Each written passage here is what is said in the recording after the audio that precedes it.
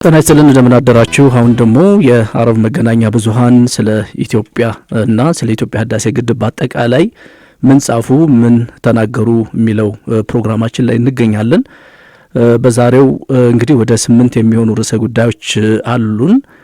በዋናነት የኢትዮጵያ መንግስት ለቀድሞው ሰራዊት አባላት የዘመቻ ጥሪ ማቅረቡን ተከትሎ የአረብ መገናኛ ብዙሃን የጻፉት ነገር አለ። እሱን በዝርዝር እንመለከታለን። ሁለተኛው ደግሞ ዓለም አቀፉ ማህበረሰብ የጠየቀውን የተኩስ አቁም ጥያቄ ኢትዮጵያ ውድቅ በማድረግ የህልውናውን ዘመቻውን ቀጠለችበት የሚልም ደግሞ የአረብ መገናኛ ብዙሃን የጻፏቸው አንዳንድ መረጃዎች አሉ። እነዚህንም እንመለከታለን። ያው እንግዲህ ሰሞኑን እንደምታውቁት የአረብ መገናኛ ብዙሃን ከኢትዮጵያ ህዳሴ ግድብ ይልቅ በኢትዮጵያ ወቅታዊ ጉዳይ ላይ በጣም ሰፋፊ የሆኑ መረጃዎችን እና ዘገባዎችን እያስተናገዱ ይገኛሉ። የነሱ እይታቸው ምን ይመስላል? ከምን አንጻር ነው እንግዲህ በዚህ ላይ ትኩረት ያደረጉት? የኛ ሚዲያዎችስ ደግሞ ምን አይነት ምላሽ መስጠት አለባቸው የሚለው ላይ እንግዲህ ሰሞኑን ትኩረት ማድረጋችን አይቀርም። ምክንያቱም ያው ፕሮግራሙ የአረብ መገናኛ ብዙሃን ስለ ኢትዮጵያና በአጠቃላይ ስለ ኢትዮጵያ ህዳሴ ግድብ ምን አሉ ስለሆነ ወቅታዊ ጉዳዮችንም ደግሞ ትኩረት አድርገን ነው መረጃ ወደ እናንተ እያደረስን ያለ ነው። ለማንኛውም እነዚህና ሌሎችን ጉዳዮች እንመለከታለን ማለት ነው። እሺ አድማጮቻችን፣ የሚዲያ ዳሰሳ ፕሮግራማችን ቀጥሏል። እኔ ዳኛቸው መላኩና ኡመር መኮንን የፕሮግራሙ እናቀርብላችኋለን። የኡመር እንግዲህ የዛሬ ፕሮግራማችን ላይ ትኩረት የምናደርገው የቀድሞ ሰራዊትን ጥሪ በተመለከተ መረጃዎችን ይዘሃል ብዬ አስባለሁኝና እነሱ ላይ እስኪ ትኩረት እናደርግባቸው። እነሱ ላይ ያለህን አስተያየቶች አቅርብልኝ።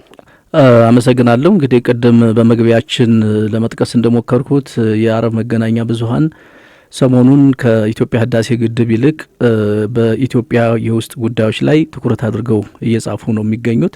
ይህም በተመለከተ በጣም በርከት ያሉ ርዕሰ ጉዳዮች ናቸው ዛሬ ያሉኝ። ወደ 8 የሚሆኑ ርዕሰ ጉዳዮች አሉኝ።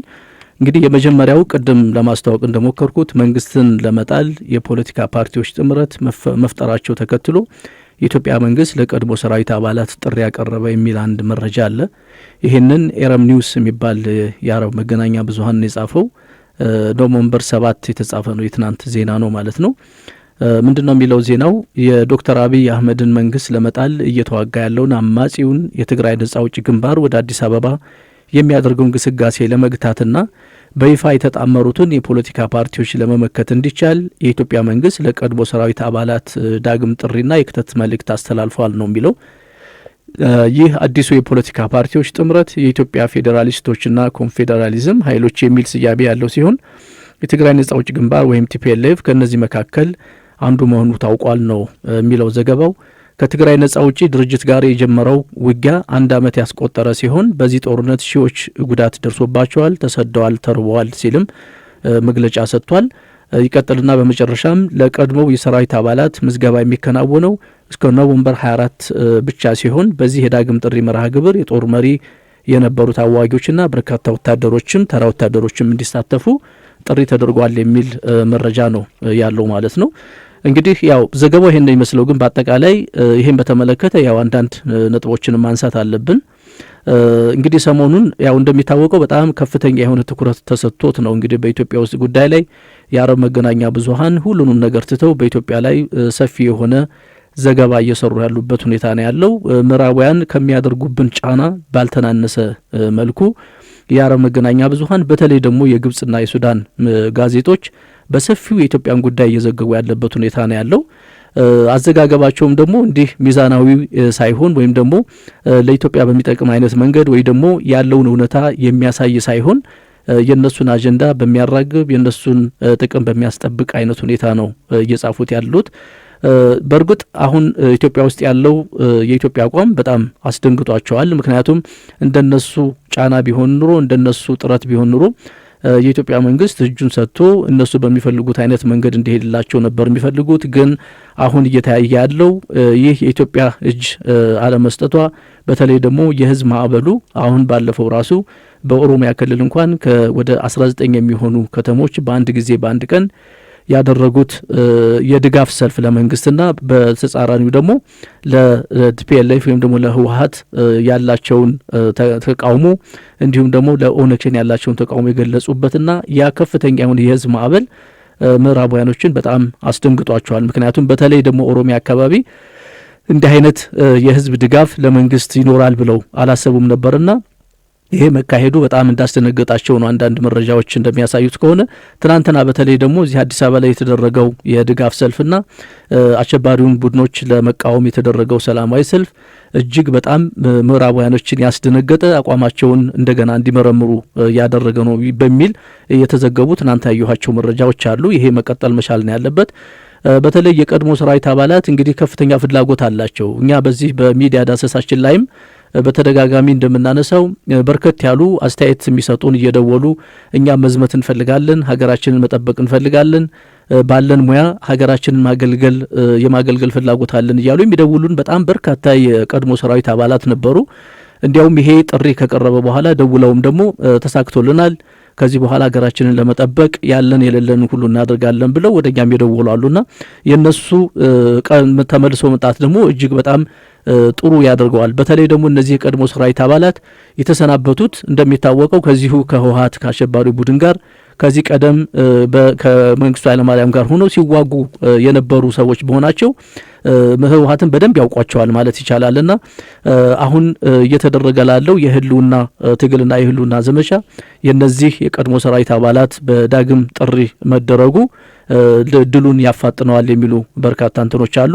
ዞሮ ዞሮ ግን እዚህ ጋር አሁን አጻጻፋቸውን ስንመለከተው እነዚህ የምዕራባውያን ወይም ደግሞ የአረብ መገናኛ ብዙሃን የኢትዮጵያን የውስጥ ጉዳይ በምን አይነት ሁኔታ ነው የሚጽፉት የሚለውን ስንመለከት በአጠቃላይ አሁን በቀን አንድ ጋዜጣ እስከ 5 እስከ 6 የሚደርሱ ርዕሰ ጉዳዮችን በኢትዮጵያ የውስጥ ጉዳይ ብቻ መረጃ ሊያደርሱ ይችላሉ። ያ ለኢትዮጵያ ከመጨነቃቸው አይደለም። ይሄ በደንብ መሰመር ያለበት ነገር ምንድነው? ለኢትዮጵያ ተጨንቀውም አይደለም፣ ኢትዮጵያ ስለፈረሰች እነሱ ስለሚያሰጋቸውም አይደለም። ግን ኢትዮጵያ ውስጥ እየተከሰተ ያለው ነገር እነሱ በሚፈልጉት አይነት መንገድ ስለሚሄድ በተለይ ደግሞ የግብጽ ሚዲያዎች በጣም በተደጋጋሚኛ እንደምናነሳው ኢትዮጵያን ለማፍረስ በከፍተኛ ሁኔታ ሲሰሩ እንደነበረ ይታወቃል። አሁንም ኢትዮጵያ ውስጥ እየሆነ ያለው በጣም እያስደሰታቸው ነው ያለው ሁኔታ። ስለዚህ እኛ ከዚህ ምን እንማራለን ነው ኢትዮጵያውያን ከዚህ ምንድነው መማር ያለብን የሚለውን ስናነሳ ምዕራባውያን በተለይ ደግሞ የግብጽና የአረብ ሚዲያዎች ደግሞ በዚህ ሁኔታ በኢትዮጵያ ላይ ትኩረት አድርገው ኢትዮጵያን ለማፍረስ እየሰሩ ከሆነ እኛስ ኢትዮጵያውያን ከኛ ምን ይጠበቃል? ከኛ ሚዲያ ምን ይጠበቃል? ከኢትዮጵያ ሕዝብ ምን ይጠበቃል የሚለውን ነገር የግድ አንስተን ማውራት አለብን። ኢትዮጵያውያን ከመቼውም ጊዜ በበለጠ አንድነታችንን አጠናክረን ተዋደንና ተናበንና ተደራጅተን አሁን የመጣውን ፈተና ማለፍ መቻል አለብን። ይሄን ማድረግ ማንችል ከሆነ እነ የመን እነ ሶሪያ እንደሆኑት ሁሉ እኛም ወደዛ ማንሄድበት ምንም ምክንያት የለም። ምዕራባውያን የሚፈልጉት ይሄንን ነው እና የነሱ ችግራቸው ምንድነው? አሁን ኢትዮጵያ እያነሳሳችብን ነው የሚል ነገር አላቸውና ዞሮ ዞሮ አሁን ሁሉም አይኑን እኛ ላይ ትኩረት አድርጓል። እኛም ደግሞ አሁን ባለው ሁኔታ እንግዲህ በአጭር ጊዜ ምናልባት ይህ አሸባሪ ቡድን ተወግዶ ኢትዮጵያ ወደ ሰላም የምትመጣበት ሁኔታ ያለ ነው ይመስለኝ። ምክንያቱም አሁን ቀለበት ውስጥ ገብተዋል። ብዙ ነገሮች አሁን በጥሩ ሁኔታ እየሄዱ ያለበት ሁኔታ ነው ያለው።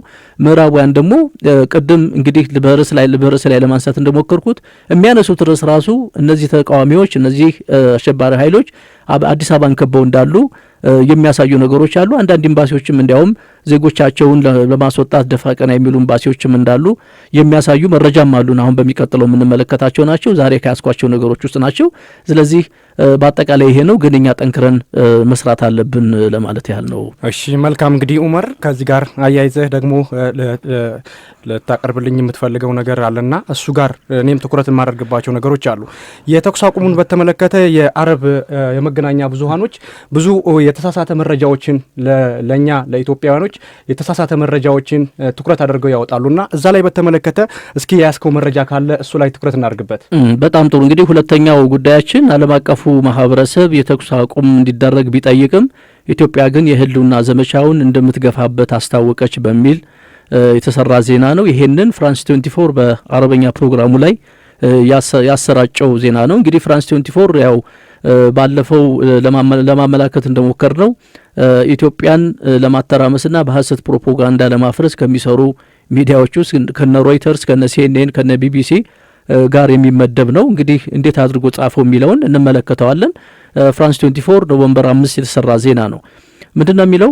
ኢትዮጵያ የህልውናውን ዘመቻ ከጀመረችው 1 ዓመት ቢሞላትምና በዚህም ሳቢያ በርካቶች ከፍተኛ ጉዳት ቢደርስባቸውም ጦርነቱ እንደምትገፋበትና የተኩስ አቁም ስምምነትም እንደማትቀበለው ይፋ አድርጋለች ነው የሚለው ማለት ነው። ድሉን በቅርቡ አጣጥመዋለሁ፣ አማጽያንን እቀብራቸዋለሁ ያለችው ኢትዮጵያ በአሁኑ ሰዓት ትልቅ ፈተና ላይ ናት ሲል ነው ፍራንስ 24 የጻፈው። ምንም እንኳን ይላል ፍራንስ 24 ምንም እንኳን የኢትዮጵያ መከላከያ ሰራዊት ሙሉ ትግራይን ተቆጣጥሮ የነበረ ቢሆንም በአሁኑ ሰዓት ግን ነገሮች ሁሉ ተገልብጠው አማጽያን ከአዲስ አበባ በቅርብ ርቀት ላይ ይገኛሉ ሲል ነው የጻፈው። እንግዲህ እዚህ ላይ ቆም ብለን በኋላ የምንነጋገርበት ጉዳይ ነው የሚሆነው። ይቀጥልና የትግራይ ነጻ አውጪ ግንባር TPLF እና የኦሮሞ ነጻ አውጪ ግንባር ሸኔ የኢትዮጵያ መንግስት በጋራ ለመውጋት ውህደት የፈጠሩ ሲሆን የኦሮሞ ነጻ አውጪ ግንባር ወይም ሸኔ በበኩሉ አዲስ አበባን በሳምንታት ውስጥ በቁጥጥር ስር እንደሚያውል ይፋ አድርጓል ሲሉ ነው እንግዲህ ምንጩን ከነሱ አድርገው የሰሩት። አማጽያን ወደ አዲስ አበባ እየገሰገሱ ነው የሚለውን ዘገባ በተመለከተ የመንግስት ኮሚኒኬሽን ኃላፊ እንደተናገሩት ከሆነ ኢትዮጵያ በወሬ የምትፈታ ሀገር አይደለችም፣ እኛ የህልውና ዘመቻ ላይ ነን ማለታቸው ነው የሚታወሰው ነው የሚለው። ኢትዮጵያ በህዝብ ብዛት በአፍሪካ ሁለተኛ ደረጃ ላይ የምትገኝ ትልቅ ሀገር ናት፣ በርከት ያሉ ብሔር ብሔረሰቦችም በውስጧ ይኖራሉ ሲል ፍራንስ 24 ጽፏል። የኢትዮጵያ ጉዳይ ተንታኝ የሆነው ዊሊያም ዶፊሶን እንዳሉት ከሆነ ጦርነቱ ምንም እንኳን አመት ቢደፍንም ሁኔታዎቹ ግን ከጊዜ ወደ ጊዜ እየተባባሱ እንጂ እየተሻሻሉ አልመጡም በማለት ይናገራል ነው የሚለው። የአሜሪካ መንግስት ቃል አቀባይ ኔድ ብራይስ በበኩላቸው ኢትዮጵያ ውስጥ እየተካሄደ ያለው ነገር አሳሳቢ ነው፣ ስለሆነም ሁሉም ወገኖች ለንግግር መዘጋጀት አለባቸው ማለታቸው ይታወሳል ሲል ፍራንስ 24 ጽፏል። ቀጥሎም የትግራይ ነጻ አውጪ ግንባር TPLF በአፋርና በአማራ ክልሎች አንዳንድ ቦታዎችን የተቆጣጠረ ሲሆን በዚህም የተነሳ ነገሮች እየተወሳሰቡ ነው ሲሉ ቃል አቀባዩ ይናገራሉ ነው የሚለው። በትግራይ ውስጥ ከ400 በላይ ሰዎች ለረሃብ አደጋ ተጋልጠዋል። ይህ የሆነው የኢትዮጵያ መንግስት እርዳታዎች እንዳይደርሱ ምክንያት ስለሆነ ነው ሲል ነው እንግዲህ ፍራንስ 24 ምን ያህል የተዛባ ዜና እንደሚሰራ ከዚህ ማወቅ ይቻላል። ጀፍሪ ፈልትማን ውጥረቱን ለማርገብ ሙከራ ቢያደርጉም ነገሮች ግን እንዳሰቡት አልሆነላቸውም ይልና በመጨረሻም የአሜሪካ ኤምባሲ ደግሞ በበኩሉ አዲስ አበባ ውስጥ ግጭቶች ሊቀሰቀሱ ስለሚችሉ በፈቃደኝነት አዲስ አበባ ለቆ መውጣት ለሚፈልግ ሁሉ እንደሚያመቻች ተናግሯል ሲል ነው እንግዲህ ፍራንስ 24 የጻፈው ማለት ነው። እንግዲህ ይሄ አጠቃላይ ዘገባው ነው ይሄን ይመስላል። ግን ከዚህ ከተኩስ አቁም ስምምነቱ ጋር ወይም ደግሞ እነሱ ምዕራባውያን ከማያነሱት ጉዳይ ጋር በተያያዘ ከዚህ በፊት በርካታ ጊዜ እኛም ሆን ሌሎች ሚዲያዎች በስፋት የምናነሳው ነገር አለ። የተኩስ አቁም ስምምነት ሁልጊዜ የሚጠየቀው ወይም ደግሞ የኢትዮጵያ መንግስት ጥቃት እንዲያቆም የሚጠየቀው ብዙ ጊዜ የኢትዮጵያ መከላከያ ሰራዊት ወደፊት በሄደ ቁጥር ግስጋሴውን ለማስቆምና በተለይ ይሄ አሸባሪ ቡድን የሚባለው ከነሱ ጋር በባንዳነት የሚሰራው ድርጅት አሁን ከነሱ ጋር እንዳይጠፋባቸው ሙሉ ለሙሉ እንዳይወድምባቸው ለማድረግ ፍርሃት ነው አውጡን ሲሏቸው ወይ ደግሞ ተጨንቀናል ባሏቸው ጊዜ የተኩስ አቁም ስምምነት እንዲደረግ ወይም ደግሞ ጀፍሪ ፈልትማን ሩጠው ከአሜሪካ የሚመጡበት ሁኔታ አለ። የጀፍሪ ፈልትማን ሁኔታ ስንመለከት ጀፍሪ ፈልትማን እንግዲህ 3 ጊዜ 4 ጊዜ ኢትዮጵያ ውስጥ መጥተዋል። ለ9 ቀን ለ8 ቀን እና በጣም ረጅም ጊዜ ነው እየቆዩ የሚሄዱት። በእርግጥ ኢትዮጵያ ብቻ አይደለም፣ ጅቡቲ ማነው ሱዳን የሚሄዳሉ፣ ግብጽ የሚሄዳሉ፣ ኢትዮጵያ የሚመጣሉ፣ ኤርትራ የሚሄደዋል። ግን የጀፍሪ ፈልትማን አቋማቸው ምንድነው የሚለውን በግልጽ ለመናገር በቃል የሚናገሩት ነገርና በተግባር የሚሰሩት ነገር ግን በጣም የተለያዩ ነገሮች ናቸው። በጣም ብዙ ሰው ጀፍሪ ፈልትማን በገቡባቸው አካባቢዎች ሁሉ ሰላም አይታይም፣ ሀገር ሲፈርስ ነው የሚታየው። ስለዚህ በጥንቃቄ መታየት አለበት የሚሉ ሰዎች አሉ። የአሜሪካ መንግስትን አቋም ስትመለከት ዜጎች እንዲወጡ ይላል። ይሄ ለራሳቸው ፕሮፓጋንዳ አዲስ አበባ ሰላም አይደለችም፣ ኢትዮጵያ እየፈረሰች ነውና ብዙ ጊዜ ደግሞ ትሬንዱ ምንድነው የተለመደው ነገር አሜሪካ የወሰደችውን አቋም ብዙ ጊዜ ሌሎች ሀገሮችም ደግሞ የመውሰድ ነገር አለ። ስለዚህ የአሜሪካ ዜጎች ከኢትዮጵያ ወጡ ማለት ነገ ከነገ ወዲያ ደግሞ ሌሎችም ደግሞ ኤምባሲዎች ተመሳሳይ የሆነ እርምጃ መውሰዳቸው አይቀርም። ምክንያቱም ብዙ ጊዜ አሜሪካን የማምለክ ነገር ነው እዚህ ዓለም ያለውና አሜሪካን እንደ ትልቅ ማየት አሜሪካ መረጃ አታጣም። ስለዚህ ይቺ ሀገር ልትፈርስ ስለሆነ ነው እንጂ ወደ ምንድነው ወደ መፍረስ አፋፍ ባትሆን ኖሮ አሜሪካኖች ከዚህ ከኢትዮጵያ አይወጡም ነበር የሚል አቋም እንዲወሰድና ሌሎች ሀገሮችም ተመሳሳይ አቋም እንዲወስዱ ለማድረግ ነው። ግን በጣም የሚገርመው ነገር ዜጎች ከኢትዮጵያ እንዲወጡ ይላሉ የአሜሪካ መንግስት ወይም ደግሞ የአሜሪካ ኤምባሲ። ግን ጀፍሪ ፈልትማን ደግሞ ራሳቸው ይመጣሉ ወደዚህ ዜጎቻቸው እንዲወጡ እየጠየቁ እሳቸው ለምን ወደ አዲስ አበባ ይመጣሉ? ልትፈርስ የሆነች ሀገር ከሆነች ለምንድን ነው ወደ ኢትዮጵያ የሚመጡ የሚለውን ጥያቄ ስታነሳ ሁልጊዜ ሴራ መሆኑን ነው የምትረዳው። ከዚህ ከተኩስ አቁም ስምምነቱ ጋር በተያያዘ ኢትዮጵያ ያው እንደሚታወቀው ኢትዮጵያ መከላከያ ሰራዊት ሙሉ ትግራይን በ3 ሳምንት ባልሞላ ጊዜ ውስጥ ተቆጣጥሮ ነበር። ነገር ግን በየተናጠል የተኩስ አቁም ስምምነት ውሳኔ በማድረግ የኢትዮጵያ መከላከያ ሰራዊት ከትግራይ ሙሉ ወጥቷል። የወጣበት ምክንያት ደግሞ አንደኛ ገበሬው የእርሻ ጊዜ ስለነበረ ተረጋግተው የእርሻ ጊዜያቸውን እንዲያከናውኑ ለማድረግ ነው። ሁለተኛ ደግሞ ከዚህ ከህወሓት ጋር ያላቸውን ግንኙነት በጥሞና በፎይታ ረጋ ብለው እንዲያስቡበትና ይሄ ድርጅት ለነሱ የማይጠቅም ለኢትዮጵያ የማይጠቅም ለሌሎችም ዜጎች የማይጠቅም ድርጅት መሆኑን በራሳቸው ጊዜ አስበው አሰላስለው እንዲደርሱበት ለማድረግ ነበር። ግን ይሄ አሸባሪ ኃይል ምንድነው ያደረገው? ቀጥታ ከዛ ከወጣ በኋላ ከክልሉ ወጥቶ ሌሎች ወሎን ሙሉ ለሙሉ አሁን የተቆጣጠሩበት ሁኔታ ነው ያለው ማለት ይቻላል። ስለዚህ ሰሜን ወሎ ሙሉ ለሙሉ በእጃቸው ነው። ወደ ደቡብ ወሎ መጡ። ስለዚህ አሁን እየሆነ ያለው ይሄንን ለምን አላዋገዙም ነው። የኢትዮጵያ መንግስት የወሰደውን የተኩስ አቁም የተናጠል እንኳን ምንም እንኳን የተናጠል ቢሆንም ግን የወሰደው እርምጃ ሊሞካሽና ሊሞገስ ይገባው ነበር፣ ሊመሰገን ይገባው ነበር። ይሄንንም አላደረጉም ምዕራባውያን። ጥሩ አረግሽ ኢትዮጵያ ምናምን ያላት ማንም አካል የለም። የሚያሳዝነው ነገር ይሄ ነው። ግን በጣም የሚገርመው ግን የትግራይ እነዚህ የአሸባሪ ቡድን በዚህ በአማራ ክልልና በአፋር ክልል በርካታ የሆኑ የጅምላ ጭፍጨፋዎችን ሲያከናውን እንስሳዎች ሳይቀሩ በጥይት ሲገደሉ የገበሬውን እርሻ እያጨዱ ወደዛ ሲወስዱ የመንግስት ንብረት እና የግለሰብ ንብረቶች በአደባባይ በጠራራ ፀሐይ እየተዘረፉ ሲወስዱ ያወገዘ ማንም የምዕራቡ ሀገር የለም። አሜሪካም አላወገዘችም፣ የጸጥታው ምክር ቤትም አላወገዘም። ሌላው ይሄ ብቻ አይደለም። የእርዳታ ለማድረስ ወደ ትግራይ ክልል የሄዱ ከ400 በላይ የሚሆኑ መኪኖች ውስጥ ሩብ እንኳን ሳይመለስ እዛው ቀርቶ ተዋጊዎችን ከአንድ ቦታ ወደ አንድ ቦታ እያመላለሱ ባለበት ሁኔታ ላይ እንኳን የጸጥታው ምክር ቤትም የተባበሩት መንግስታት ድርጅትም ይህን ጉዳይ አንስቶ እንኳን ለመነጋገር አልፈለጉም። ይሄ እጅግ የሚያሳዝን ነገር ነው። በቅርቡ እንኳን ራሱ ጠቅላይ ሚኒስትር ዶክተር አብይ የጻፉትን መልእክት ፌስቡክ አንስቷል። ግን የጠቅላይ ሚኒስትር ዶክተር አብይ የጻፉት መልእክት ይሄን ያህል ግጭት የሚያነሳሳ ነው ወይ የሚለው ነገር ስትመለከት የኢትዮጵያን ሕዝብ አንድነት እንዲቆም ይሄን አሸባሪ ኃይል በአንድ ላይ ሆነን ልንመክተው ይገባል፣ ኢትዮጵያን መጠበቅ አለብን ብለው መልእክት ስላስተላለፉ ፌስቡክ አንስቶታል። ግን በተቃራኒ ደግሞ የሌሎች የጌታቸው ረዳንና የሌሎችን ጽሁፎችና የነ ሰለሞን አሉላን ምናምን የሚባሉትን ስትመለከት ግን ከዚህ የባሰ ግጭት የሚያነሳሳ ብሔርን ከብሔር የሚያጋጭ ጽሁፎች ግን ሲስተናገድ ታያለ። ስለዚህ አሁን ከዚህ የምንረዳው ምንድነው? ሙሉ ለሙሉ ዓለም በኢትዮጵያ ላይ የዞረበት ሁኔታ ነው ያለው። ኢትዮጵያን በቅኝ ግዛት ስር ለማድረግ ነው። ግን ምክንያቱ ምንድነው? አሁን ትልቁ ይሄን ያህል ትኩረት የተደረገበትን ምንድነው ካል አንደኛ ከዚህ ብዙ ጊዜ እንደምናነሳው ኢትዮጵያ በአፍሪካ የነጻነት ጮራ የፈነጠቀች ሀገር ናት። አፍሪካ ሙሉ ለሙሉ በቅኝ ግዛት በነበረችበት ጊዜ ሙሉ ማለት ይቻላል ኢትዮጵያ ከቅኝ ግዛት ነጻ የሆነች ቅኝ ግዛት ያልተገዛች ሀገር ነበረች። ጣሊያኖች ኢትዮጵያን ዳግም በቅኝ ግዛት ስር ለማድረግ በመጡ ጊዜ አድዋ ላይ የተደረገው የነጻነት ተጋድሎ የመላ አፍሪካውያንም በዚህ በአድዋ ምክንያት ነው። እንግዲህ ጥቁር ነጭን ማሸነፍ ይችላሉ ተብሎ ማሰብ የተቻለውም ወይም የተጀመረው ኢትዮጵያ አድዋ ላይ ነጮችን ድባቅ ከመታች በኋላ ነው። ስለዚህ አሁንም ቢሆን ሁልጊዜ እንደውም ትናንት አንድ አፍሪካዊ ስሙ አሁን ለጊዜው አልመጣልኝም በትዊተር በራሱ ገጽ ላይ የጻፈው አንድ አፍሪካዊ ያለ ምንድነው ያለ ኢትዮጵያ አሁን እያደረገችው ያለችው ትግል ይሄ ለኢትዮጵያ ነጻነት ብቻ ሳይሆን ለአፍሪካ ነጻነትም ጭምር ነው። ብዙ ጊዜ ነጮች አፍሪካ መቆጣጠር ሲፈልጉ መጀመሪያ ኢትዮጵያን ነው የሚያጠቋት። ምክንያቱም ኢትዮጵያ አነሳስታብናለች ብለው ያስባሉ ነው። ከኢትዮጵያ ህዳሴ ግድብ ጋር አያይዘንም ስናነሳው ይሄን ጉዳይ የኢትዮጵያ ህዳሴ ግድብ እንደሚታወቀው እንግዲህ በዓለም የመጀመሪያው ነው ማለት ይቻላል። ያለምንም እርዳታ ያለምንም ብድር በህዝቦች መዋጮ ብቻ የተሰራ ግዙፍ በአፍሪካ አንደኛ የሆነ ፕሮጀክት ነው። ይሄ ምን ያሳይብናል ብለው ፈርተዋል ምዕራባውያን። አፍሪካኖች በዚህ አይነት መንገድ እርዳታ ሳይጠይቁ ብድር ሳይሰጣቸው በዚህ አይነት መንገድ የራሳቸውን ኢኮኖሚ ማሳደግ ከጀመሩ ነገ ከነገ ወዲያ አይታዘዙንም የሚል ፍርሃት አላቸው።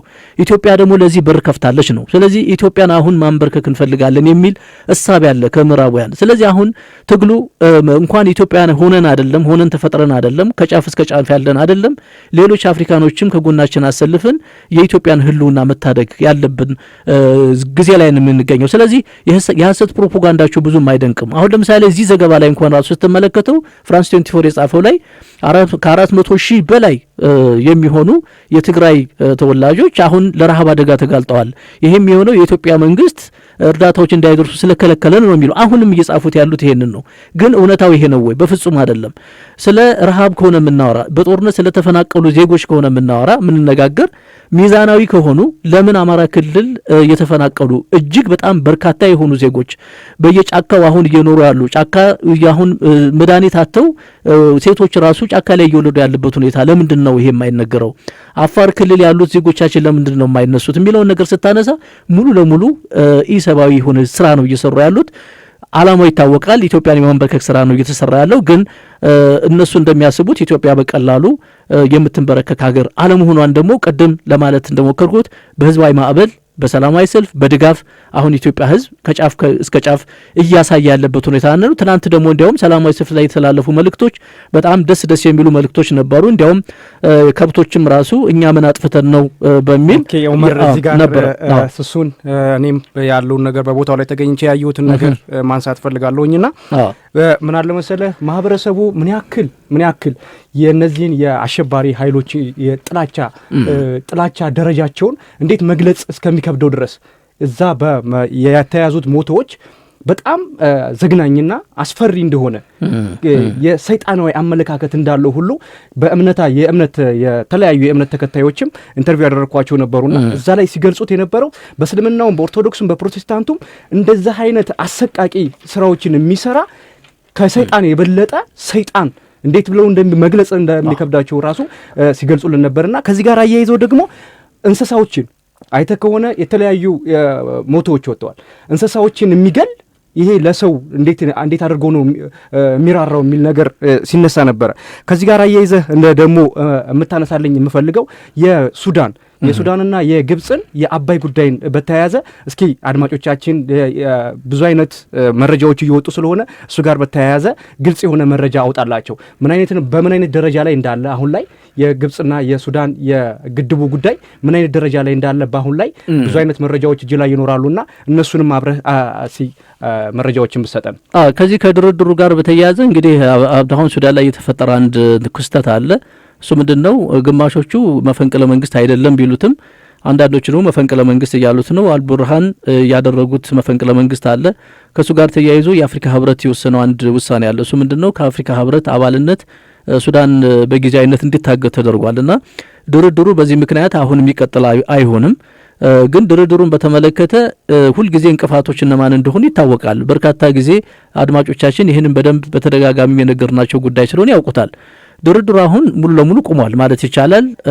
ሊቀጥል የሚችለውም ደግሞ ሱዳን ምናልባት ከዚህ አሁን ካለው ሁኔታ ወጥቶ ወደ ሲቪል መንግስት የሚዘዋውር ከሆነ ወደዛ ሊመጣ ይችላል። ግን አሁን የሱዳን ጉዳይ በጣም አሳሳቢ ነው። የእነሱን ጉዳይ ቢሆን አሁን ትናንትና ያየነው መረጃ ራሱ የሚያሳየኝ አልጀዚራ ሱዳን እንደዘገበው ከሆነ ትናንትና ማናቸው ዶክተር አብደላ ሐምዱክ የቀድሞ ማለት አሁንም ናቸው ኦፍኮርስ ግን ተገልብጠው መፈንቅለ መንግስት ተደርጎባቸው የቁም እስር ላይ እንዲሆኑ የተደረጉት ዶክተር አብደላ ሐምዱክ ትናንትና ዳግም ስልጣናቸውን እንዲይዙ ከተጠሩ በኋላ አልቡርሃን ጀነራሉ ማለት ነው ቃለ መሐላ እንዲፈጽሙ ጠየቋቸው። ትናንትና ዶክተር አብደላ ሐምዱክ ምንድነው ያሉት? እኔ እስካሁንም ምንድነው ቃለ መሐላ ፈጽሜ ስለሆነ ከዚህ በፊት የሱዳን ጠቅላይ ሚኒስትር የሆንኩት አሁንም ምንም የተፈጠረ ነገር ስለሌለ አዲስ ቃለ መሐላ አልፈጽምም ብለው እምቢ በማለታቸው ምክንያት አሻፈሪ በማለታቸው ምክንያት ትናንትና ይሄም ጉዳይ ሳይሳካላቸው ቀርቷል ማለት ነው። የምስራቁ ጉዳይም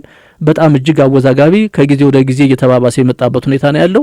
ሱዳኖችም ውስጥ ለውስጥ አሁን ከኛ በባሰ ሁኔታ ምናልባት ሚዲያ ስላላጋነነው ይሆናል የኛውን ጉዳይ ትንሿን ነገር አድንቀው ከፍ አድርገው ስለሚናገሩት ነው ምዕራባውያን እኛ ጉዳይ በጣም ገኖ የወጣበት እንጂ የሱዳን ጉዳይም ደግሞ እጅግ በጣም ከዚህ በላይ የተወሳሰበ ነገር ነው ያለ። እኛ ላይ እንደሚታወቀው እንግዲህ አንዲት ቦምብ ስትፈነዳ ነው አሁን ግብጾች ባለፈው እዚች ልደታ አካባቢ አንዲት ቦምብ ፈንድታ ምንም የፈጠረችው ነገር የለም። ግን የሰጡት ርዕስ በጣም የሚገርም ነበረ። አዲስ አበባ በቦምብ ተናወጠች ብለው ነበር ርዕስ ሰጥተው የሰሩትና ከዚህ ጋር በተያያዘ አሁን ግብጾችና ሱዳኖች የጊዜ ጉዳይ ነው እንጂ አንድ አይሆኑም። በኢትዮጵያ ህዳሴ ግድብም ምክንያት ብለው የሁለትዮሽን ግንኙነቱን በተመለከተ የግብጽና የሱዳን ጉዳይ ይሄ ጊዜ የሚፈታው ነገር ነው። እርግጠኛ ሆኜ የምናገረው ሱዳንና ግብጽ በፍጹም በምንም ተአምር አንድ ሆነው የሚሄዱበት ጉዳይ የለም። አልቡርሃን እስካሉ ድረስ ነው። ይሄ ጀነራሉ እስካሉ ድረስ የግብጽና የሱዳን ግንኙነት ምናልባት ተጠናክሮ ሊቀጥል ይችላል። ግን ነገ ከነገ ወዲያ ሲቪሉ ሙሉ ለሙሉ ስልጣኑን በሚቆጣጠርበት ጊዜ የሁለቱ ሀገር ግንኙነት አሁን ባለው ሁኔታ እንደማይሄድ እርግጠኛ ነኝ። ሱዳን ወደ ኢትዮጵያ የሚመለስበት ጊዜም ቅርብ ነው። ኦኬ፣ መልካም። እንግዲህ ኡመር ደስ የሚል መረጃዎችን እየሰጠኝ ስለሆነ አመሰግናለሁኝ። እሺ እንግዲህ አድማጮቻችን አሁን በመቀጠል ደግሞ የምናየው አዲስ አበባን በታጣቂዎች ትገባለች ወይ የሚለውን ነገር እስኪ ኡመር ያስከው መረጃ ካለ እሱንም ብታጋራን። እንግዲህ አብዛኛው ጉዳይ ዛሬ ይዤ የመጣሁት በኢትዮጵያ ጉዳይ ላይ የአረብ መገናኛ ብዙሃን በምን አይነት ሁኔታ እየጻፉት ነው የሚለውን ነው። አሁን እዚህ አስገራሚ የሆነ ርዕሰ ጉዳይም አለ። ፍራንስ 24 አረቢክ ፕሮግራሙ ነው ይሄን የጻፈው። አዲስ አበባ በተቃዋሚዎች እጅ ትወድቅ ይሆን ሲል ነው የጻፈው። ኖቨምበር 7 ትናንት የተሰራ ዜና ነው። ምንድነው የሚለው? ከአንድ ዓመት በፊት ክልላቸው ሙሉ ለሙሉ በኢትዮጵያ መንግስት ቁጥጥር ስር የነበረችው ትግራይ ዛሬ ደግሞ እነሱ የአማራንና የአፋርን መሬት ወረዋል። የትግራይ ነጻ አውጪ ግንባር ቲፒኤልኤፍ ግስጋሴያቸውን ቀጥለው ከአዲስ አበባ በ325 ኪሎ ሜትር ርቀት ላይ የምትገኘውን የከሚሴንም ከተማ በቁጥጥራቸው ስር አደረጓት ሲል ነው የጻፈው። ይቀጥልና የትግራይ ነጻ አውጪ ግንባር ቲፒኤልኤፍ አዲስ አበባንም በቁጥጥራቸው ስር እንደሚያደርጓት እየተናገሩ ነው ሲል ነው የጻፈው። የኢትዮጵያ ጠቅላይ ሚኒስትርም ቢሆኑ ድሉ የኛ ነው፣ ኢትዮጵያን ማሸነፍ አይቻልም ሲሉ አረጋግጠው እየተናገሩ ነው ሲሉም ደግሞ የእሳቸውንም ሚዛናዊ ለማድረግ ሞክረዋል። ቀጥሎም በመጨረሻ የህዝባዊ ዲፕሎማሲ ኢንስቲትዩት ዳይሬክተር የሆኑት ኢትዮጵያዊው ያሲን አህመድም ከዚህ ከኒዘርላንድ መሰለኝ ኖርዌይ ይመስለኛል አህመድም የሚጋሩት የዶክተር አብይን ሀሳብ ነው ሲሉ የጻፉት ነገር አለ። እንግዲህ ከዚህ ጋር ተያይዞ ኢትዮጵያ ልትያዝ ነው፣ የተቃዋሚዎች አዲስ አበባን በሳምንት ባልሞላ ጊዜ ውስጥ ሊቆጣጠሯት ነው፣ አዲስ አበባ በኦነግ ሸኔና በቲፒኤልኤፍ ተከባለች ምናምን የሚለው ዘገባቸው ባለፈው እነዚህ ተቃዋሚዎች አሸባሪ ይሄንን መረጃ ከሰጡበት ጊዜ ጀምሮ እስካሁን ድረስ በስፋት እየሰሩበት ያለው ጉዳይ ነው። አሁንም አላመኑም። እናም አንዳንድ ኤምባሲዎች እያሉ ያሉት ምንድነው ዜጋቸው ነው እንዲያወጡ፣ እንዲያውም ወደ ኢትዮጵያ ለመሄድ ያሰባችሁ ሁሉ ከዚህ ሀሳባችሁ ለጊዜው እንትን በሉ፣ ይህን ሀሳባችሁ ማንሳት ይኖርባችኋል፣ ኢትዮጵያ ከተረጋጋች በኋላ ትሄዳላችሁ የሚል ዘገባ ነው አሁን እየተጻፈ ያለ። ይሄ ትልቁ ምንድነው ዓላማው? ኢትዮጵያ የጦርነት ቀጣና ሆናለች፣ ኢትዮጵያ ከዚህ በኋላ ሀገር የምትሆን አይደለችም ምናምን የሚሉ ነገሮችን ለመስራት ነው። የግብጽ ሚዲያዎችን ብትመለከት እያንዳንዳቸው በጣም በርካታ ሚዲያ ነው ያላቸው። የኢትዮጵያን ጉዳይ ይህን ጉዳይ ሳይጽፍ የሚቀር አንድም የግብጽ ጋዜጣ የለም።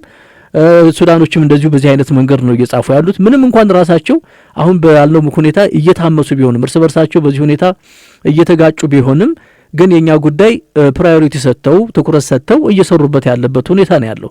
ስለዚህ እኛስ ምንድነው ማድረግ ያለብን የሚለው ነገር ከዚህ በኋላ እንግዲህ እነ ሲኤንኤን እየጻፉ ያሉትን ነገር ይታወቃል። እነ ሮይተርስ እንግዲህ በጣም ይታወቃል ከጥንት ጀምሮ። እንዲያውም እነሱ ይሄ ጦርነት ከጀመረበት ጊዜ ጀምሮ ሙሉ ለሙሉ ወግነው እየሰሩ ያሉት ለዚህ ለአሸባሪ ቡድን ነው እየሰሩ ያሉት። አንዳንድ ጊዜ ራሳቸው ፈጥረው በፍጹም የሌለ ነገር የማይገናኝ ነገር ሁሉ ራሳቸው ፈጥረው የሚጽፉበት ሁኔታ ነው ያለው። እነ ፍራንስ 24ን ይኸው እያያቸው ነው፣ እነ ቢቢሲን እያያቸው ነው። ስለዚህ መድኃኒቱ ምንድን ነው?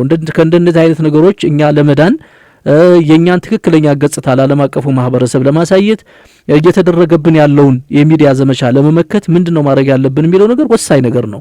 ምናልባት ትናንትና ያየሁት አንድ መረጃ አለ። ምን ያህል እውነት ነው ባላውቅም ብቻ ግን ይሄ ግሎባል የሆነ በዓለም አቀፍ ቋንቋ በእንግሊዝኛ፣ በፈረንሳይኛ፣ በአረብኛ ብቻ የሚሰራ በሀገር ውስጥ ቋንቋ የማይሰራ እንደ አልጀዚራ ትልቅ የሆነ የሚዲያ ተቋም ሊቋቋም ነው የሚባል ነገር አለ። እንቅስቃሴው ተጀምሯል። እንግዲህ ይሄ ነገር ፈጥኖ የሚመጣ ከሆነ የኛን አጀንዳ ማስጨበጥ እንችላለን። አሁን ለምሳሌ ኳታርን ብትመለከት ኳታር በዓለም ትንሹ ሀገር ናት። ህዝባቸውን በጣም ትንሽ ነው። ግን አልጀዚራ የሚባል የሚዲያ ተቋም አላቸው።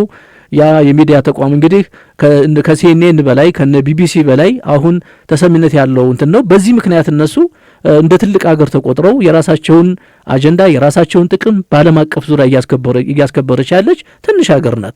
እኛ ደግሞ በጣም ትልቅ ነን። በአፍሪካ ሁለተኛ ሆነናል። አሁን ከ115 ሚሊዮን 120 ሚሊዮን አካባቢ ነን። በአፍሪካ አሁን ሁለተኛውን ደረጃ እየያዝን ነው።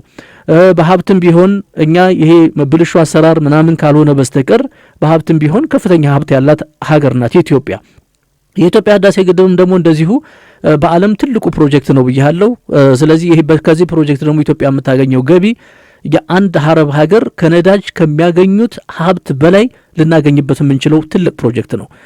ትልቁ ፈተና እኔ ሁልጊዜ የምናገረው ነገር አለ። አሁን ኢትዮጵያ ላይ እየተደረገ ያለው ጫና በጦርነትም በለው በሚዲያም በዲፕሎማሲም ሁሉም አይነት ጫና በቀጥታም ሆነ በተዘዋዋሪ ከኢትዮጵያ ህዳሴ ግድብ ጋር ይገናኛል። ምክንያቱም ኢትዮጵያ ልታድግ ነው።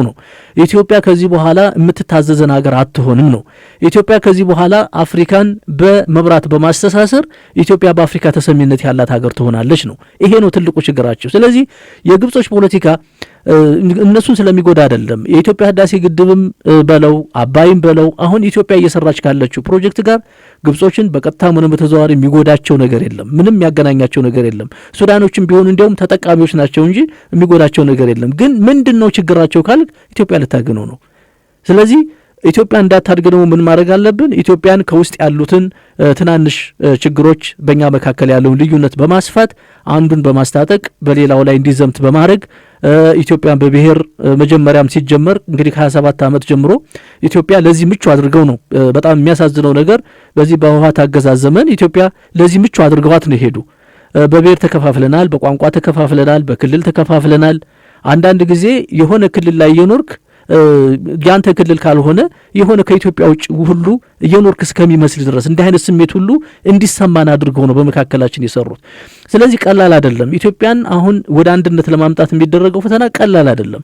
አሁን በዶክተር አብይ ዘመንም ቢሆን በለውጡም ቢሆን እየደረሰው ያለው ፈተና በዶክተር አብይ የመጣ ሳይሆን ሲወርድ ሲዋረድ የመጣ የቆየ ችግር ነው። ይሄንን ማስተካከል በጣም ረጅም ጊዜ ሊጠይቅ ስለሚችል እኛ ኢትዮጵያውያን በትዕግስት ካለው ገዢ ፓርቲ ጋር አንድ ላይ እየተባበርን ኢትዮጵያን አንድ ማድረግ ነው ያለብን። አሁን የልዩነት ዘመን አይደለም። አሁን ትናንሽ ነገሮችን እያነሳን የምንናቆርበት የምንጣላበት ዘመን አይደለም።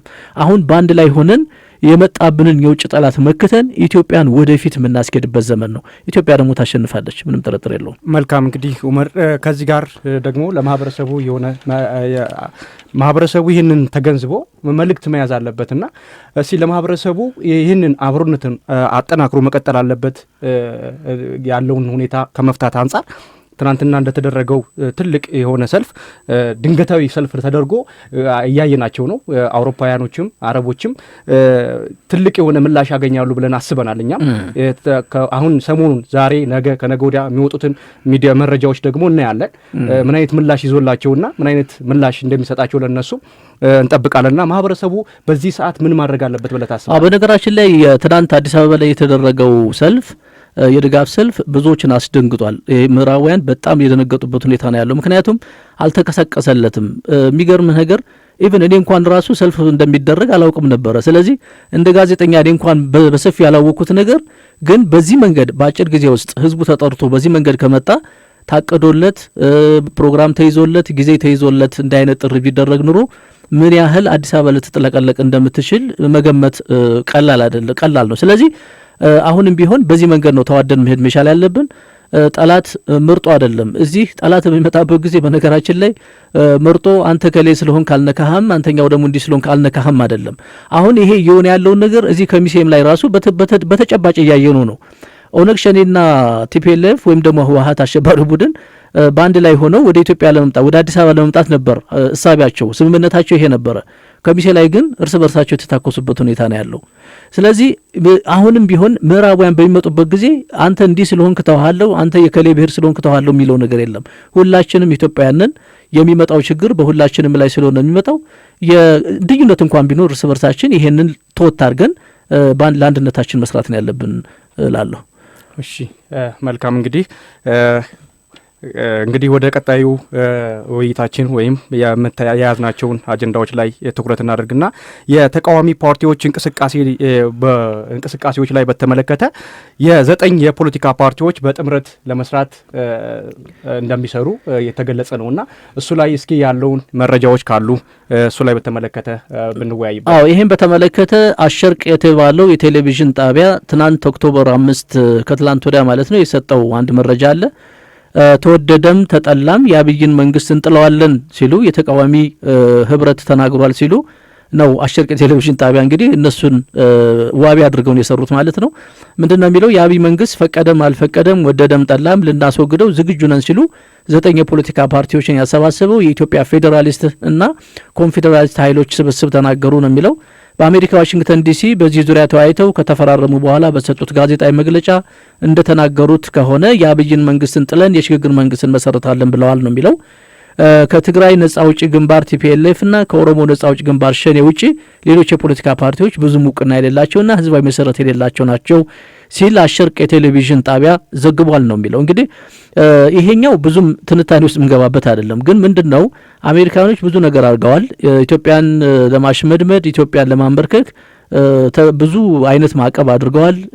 ባለስልጣኖቻችን ላይ የጉዞ ማዕቀብ አደረጉ። እንዲሁም ደግሞ አገዋን ላይ አሁን የወሰኑት ውሳኔ አለ። እንደገና አመታዊ የአሜሪካ እርዳታን በተመለከተ አቁመውታል። ይሄ ሁሉ አልሳካላቸው ሲል አሁን ደግሞ ምንድነው እያደረጉ ያሉት አሻንጉሊት መንግስት እንዲሆን እነሱ እዛው አሜሪካ ውስጥ መስርተው ወደ አዲስ አበባ ሊልኩልን ፈልገዋል። እነዚህ ሰዎች እነማን ናቸው የሚለውን ነገር ስታይ አይ ቲንክ እንደው ከቡና ቤት ሁሉ ያሰባሰባቸው ይመስለኛል። የሚታወቁም አይደሉም። ከዚህ ከቤኒሻንጉል ነጻ አውጭ እንቅስቃሴ ጋር በተያያዘ ከዚህ በፊት የሰጠነው መረጃ ነበረ ለአድማጮቻችን። እሱ ምንድነው ያልነው እነዚህ በግብጽና በሱዳን የሚረዱ ናቸው። ስለዚህ እነዚህን በጥንቃቄ ማየት ያለብን ሁኔታ ነው ያለው። አይ ቲንክ ሰዓታችንም እየሄደ ስለሆነ ወደ ቀጣዩ ብንሄድ ነው የሚሻለው። እሺ መልካም። እንግዲህ ኡመር ከዚህ ጋር አያይዘህ ደግሞ ኳተርና ኩዌት ከዜጎቻቸውን ከአዲስ አበባ እንዲወጡ ተደርጓልና ይህንን እስኪ መረጃዎች ካሉ። አዎ እንግዲህ ተደርጓል ሳይሆን ኳታርና ኩዌት ዜጎቻቸው ከአዲስ አበባ እንዲወጡ አሳሰቡ ነው የሚለው። ያገኙት መረጃ ይሄ ነው የሚለው። ራኩባ ኒውስ ነው የጻፈው። ራኩባ ኒውስ የሱዳን ጋዜጣ ነው። ኖቨምበር 3 2021 ላይ የተሰራ ነው። የኢትዮጵያ መንግስት በመላው ሀገሪቱ የአስቸኳይ ጊዜ አዋጅ ማውጣቱን ተከትሎና በኢትዮጵያ ውስጥ እየተካሄደ ያለውን ግጭት በመስጋት የኳታርና ኩዌት መንግስት ዜጎቻቸው ከኢትዮጵያ በአስቸኳይ እንዲወጡ አሳስበዋል ነው የሚለው። በአዲስ አበባ የኳታር ኤምባሲ በትዊተር ገጹ ባወጣው መግለጫ እንዳሳወቀው ከሆነ በአዲስ አበባ የሚኖሩ የኳታር ዜጎች እጅግ ጥንቃቄ በተሞላበት ሁኔታ ራሳቸውን እንዲጠብቁና በተቻለ ፍጥነት አዲስ አበባን ለቀው እንዲወጡ አሳስበዋል ነው የሚለው። የኩዌት የውጭ ጉዳይ ሚኒስትር በበኩሉ ባወጣው መግለጫ እንዳሳወቀው ከሆነ በኢትዮጵያ የሚኖሩ ኩዌታውያን ኢትዮጵያን በአስቸኳይ ለቀው እንዲወጡ አሳስቧል ነው የሚለው። ወደ ኢትዮጵያ ለመጓዝ ወይም ለመሳፈር የፈለጉም ካሉ እንዲረጋጉ ሲል ጥሪውን አስተላልፏል ነው የሚለው። በመጨረሻም ኢትዮጵያ የአስቸኳይ ጊዜ አዋጅ ያወጣችው ስትራቴጂክ የተባሉ የአማራ ከተሞችን የትግራይ ነጻ አውጪ ግንባር ቲፒኤልኤፍ በቁጥጥራቸው ስር መዋል ከጀመሩ በኋላ ነው የሚለው። እንግዲህ ከዚህ ጋር በተያያዘ ብዙ የምንናገረው ነገር የለም፣ ብዙ የምንተነትነው ነገር የለም። ምክንያቱም በመግቢያ ቅድም በሰፊ የተናገርኩት ነገር አለ። ግን ምንድነው እዚህ ላይ መናገር የምፈልገው ሁልጊዜ አሜሪካኖች የሆነ እርምጃ በሚወስዱ ጊዜ ወይም ደግሞ ማሳሰቢያ በሚሰጡ ጊዜ አንዳንድ ሀገሮች እነሱን ተከትሎ የመውሰድ ነገር አለ። ቅድም ባልኩት አይነት ሁኔታ አሜሪካ ታላቅ አገር ናት፣ አሜሪካ ሀያል ናት ብለው እንዲያው አሜሪካን የማምለክ ነገር አሜሪካ የምታደርገውን ነገር ማድረግ የሚወዱ ሀገሮች አሉና በዚህ ተታለው ያደረጉት ነገር ነው። እንግዲህ ከጀርባቸው ሌላ ምን ይሆናል የምታወቅ ነገር የለም። ምናልባት እንግዲህ ከዚህ ጋር ተያይዞ እንዲያውም እኔ ስጠብቅ የነበረ ግብጽ ይሄን ታረግ ይሆን ብዬ ነበር ስጠብቅ የነበረው። ግብጾች ግን ብልጦች ስለሆኑ ብዙ ጊዜ እንዲህ አይነት ነገር አያደርጉም። ወደ ቀጣዩ ብንሄድ ይሻላል። እሺ መልካም። እንግዲህ የጸጥታ ምክር ቤቱን በተመለከተ ያስከው መረጃ ካለ እሱ ላይ ትንታኔ ብሰጠን። ኦኬ። ከኢትዮጵያ የውስጥ ችግር ጋር በተያያዘ የጸጥታው ምክር ቤት መግለጫ ለማውጣትም ሳይሳካለት ቀረ ሲል ነው የጻፉት። እንግዲህ አልተሳካለትም ወይ ተሳክቶለታል ላይ እንመለከተው ጉዳይ ነው። ራኩባ ኒውስ ነው ይሄን የጻፈው። ራኩባ ኒውስ የሱዳን ጋዜጣ ነው። ከትላንት ወዲያ የተሰራ ዜና ነው። በኢትዮጵያ የውስጥ ችግር ዙሪያ ለመምከር የጸጥታው ምክር ቤት አርብ ዕለት ስብሰባ ተቀምጦ የነበረ ቢሆንም ሆኖም ግን ሩሲያ ተቃውሞ በማድረጓ ምክንያት መግለጫ እንኳን ማውጣት ሳይችል ቀርቷል ሲል ነው ራኩባ ኒውስ የጻፈው። የዲፕሎማቲክ ምንጮች ለቱርክ የዜና ወኪል ለአናዶል በሰጡት መረጃ መሰረት አይርላንድ ያቀረበችውን ሀሳብ የጸጥታው ምክር ቤት አባል ሀገራት እንዳያጸድቁት እንቅፋት የሆነችው ሩሲያ ናት ብለዋል ነው የሚለው። እነዚህ ዲፕሎማቶች እንደሚሉት ከሆነ ምክንያቱም ይላሉ እነዚህ የዲፕሎማቲክ ምንጮች፣ ምክንያቱም ይህ ለጸጥታው ምክር ቤት የቀረበው የኢትዮጵያ ጉዳይ ልክ እንደ ሌሎች ጉዳዮች ሁሉ የ15ቱንም ሀገራት ስምምነት ይጠይቅ ስለነበረ ነው ሲሉ ነው የጻፉት። እንግዲህ የጸጥታው ምክር ቤት መግለጫ ወጣው ያላወጣው አውጥቷል። እንግዲህ እኔ ባለኝ መረጃ መሰረት ያወጣው መግለጫ ግን ለኢትዮጵያ የሚጠቅም አይደለም። ሁሉም ወገኖች የተኩስ አቁም ስምምነት አድርገው ወደ ንግግር እንዲገቡ የሚል መግለጫ ነው ያወጣው። ይሄ እንግዲህ ቅድም ካልኩት ጋር በቀጥታ የሚያያዝ ነው። እነዚህ አሸባሪ ቡድኑ ሊመታ ነው፣ ሊሞት ነው፣ ሊፈራርስ ነው ብለው በፈሩ ጊዜ ቁጭ ብለው ስብሰባ ያደርጉና ኢትዮጵያ ይህንን የእኛን ትእዛዝ ትፈጽም አይነት ነገር ነው እያሉ ያለው። ስለዚህ ከዚህ ጋር በተመለከተ ምንም እንኳን ኢትዮጵያ ተግባራዊ አታደርገውም እርግጠኛ ነኝ። የተኩስ አቁም የሚደረግ አይመስለኝም። አሁን ባለው ሁኔታ የጸጥታው ምክር ቤት ይህ መግለጫ አውጥቷል። ግን ራኩባኒውስ ለምንድን ነው በዚህ አይነት መንገድ አዛብቶ የሰራው የሚለውን ስትመለከት ራኩባኒውስ ወይም ደግሞ ሱዳኖች ሲጠብቁት የነበረው ከጸጥታው ምክር ቤት ይሄን አልነበረም፣ ተራ መግለጫም አልነበረም። አንዳንድ የኢትዮጵያ ጠላቶች የሚፈልጉት የነበረው ነገር ምንድን ነው? የጸጥታው ምክር ቤት መግለጫ እንዲያወጣ፣ ኢትዮጵያን እንዲያወግዝ፣ እንዲያውም አስፈላጊ ከሆነ ደግሞ የሰላም አስከባሪ ኃይል ወደ ኢትዮጵያ እንዲገባ ውሳኔ እንዲሰጥ ጣልቃ እንዲገባ ወታደራዊ እርምጃ እንዲወሰድ ምናምን ነበር የሚፈልጉት። ግን በዚህ አይነት መንገድ አልሄደላቸውም እና ከዚህ ሁኔታ ስላልተሳካላቸው ነው ይሄንን ያሉት ማለት ይቻላል። ከዚህ በተረፈ ሌላ ብዙ የምንናገረው ነገር የለም። ከዚህ ጋር በተያያዘ ሌላም ጉዳይ አለ። ከዚህ ጋር በተያያዘ ከኢትዮጵያ ህዳሴ ግድብ ጋር በተገናኘ ግብጽ የእኛን እርዳታ ከጠየቀችን ለማገዝ ዝግጁ ነን ሲሉ በካይሮ የእንግሊዝ አምባሳደር ተናግረዋል የሚል ከኢትዮጵያ ህዳሴ ግድብ ጋር በተያያዘ የወጣ መረጃም አለ። አክባር ሊዮም የተባለው የግብጾች ጋዜጣ ነው ይሄ የጻፈው። ኖቨምበር 7 የትናንትና ዜና ነው። ምንድነው የሚለው ዜናው? የኢትዮጵያ ህዳሴ ግድብ ማለት ከግብጽ አንጻር ምን ማለት እንደሆነ በደንብ እንረዳለን ሲሉ በካይሮ የእንግሊዝ አምባሳደር ጄርሲ ባይሊ ተናገሩ ነው የሚለው። አምባሳደሩ ከኦን የቴሌቪዥን ጣቢያ ጋር ባደረጉት ቆይታ እንደጠቀሱት ከሆነ እንግሊዝ ከአምስቱ የጸጥታው ምክር ቤት ቋሚ አባል ሀገር እንደመሆኗ መጠን በኢትዮጵያ ህዳሴ ግድብ ዙሪያ የሚመክር ስብሰባ በሚዘጋጅ ጊዜ የእንግሊዝን ሙሉ ድጋፍ እናሳያለን ብለዋል አምባሳደሩ ነው የሚለው። ከህዳሴው ግድብ ጋር በተያያዘ የጸጥታው ምክር ቤት የያዘው አቋም ብዙም ማርኪ እንዳልነበረ እናውቅ ነበር። ስለሆነም ግብጽን ማገዝ እንፈልጋለን ብለዋል አምባሳደሩ ሲሉን የጻፉት። እንግሊዝ ካላት ተሰሚነት አንጻር የእኛ እርዳታ እጅግ አስፈላጊ ነው ብለዋል ነው የሚለው። እንግዲህ ዘገባው ይህን ነው የሚመስለው። አክባር ሊዮም የጻፈው ማለት ነው። ይቅርታ። ግን ከዚህ ጋር በተያያዘ ምንድን ነው ማለት የምንችለው? ግብጾች አሁንም ኢትዮጵያ በዚህ ሁኔታ ላይ እንኳን እያለች ኢትዮጵያ አሁን ባለበት ሁኔታ ተጨባጭ ሁኔታ እንኳን እያለች የዲፕሎማሲ ስራቸውን አጠናክረው ቀጥለዋል። እነሱ ግብጾች በእኛ ላይ ከሚያደርጓቸው እንቅስቃሴዎች ውስጥ ዋነኛዎቹ የሚዲያ ዘመቻ፣ የዲፕሎማሲ ዘመቻ ነው እያደረጉብን ያሉት። በዋናነት ደግሞ የሱዳንን ከጎናቸው በማሰለፍ በሱዳን አማካኝነት ኢትዮጵያን ማስረበሽ፣ ኢትዮጵያን ማወክ ነው እየሰሩ ያሉት። በዚህ በኩል ተሳክቶላቸዋል። ከዚህ በፊት ታይቶ በማይታወቅ ሁኔታ በአልቡርሃን አማካኝነት የኢትዮጵያና የሱዳን ግንኙነት ሙሉ ለሙሉ ማሻከር ችለዋል። ይሄ በጣም የተሳካላቸው ነገር ነው።